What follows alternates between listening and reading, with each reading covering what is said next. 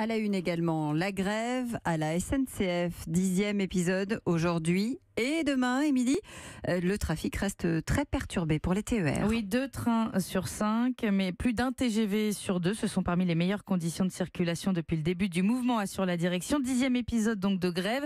Certaines grandes entreprises commencent à trouver le temps vraiment très long. François Geffrier. 1 million de tonnes de ciment ou de granulats transportés chaque année par le rail pour le groupe Ekiom.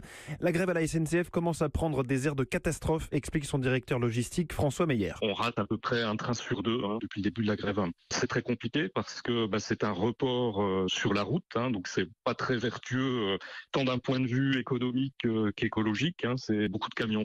On parle de plusieurs centaines de milliers d'euros perdus sur nos résultats. Des surcoûts, du manque à gagner et un impact sur l'environnement car un train de marchandises, c'est l'équivalent de 40 à 50 camions.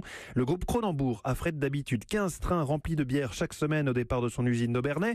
Lui aussi doit se rabattre sur des camions 10 fois plus polluants. Quant à la filiale fret de la SNCF, elle est obligée de mettre des priorités, explique Philippe Moritz, son responsable de la communication. Il y a aussi un certain nombre de marchandises qui ne circulent pas. On estime à peu près à un quart les marchandises qui depuis un mois et demi sont en attente, je dirais, de prise en charge.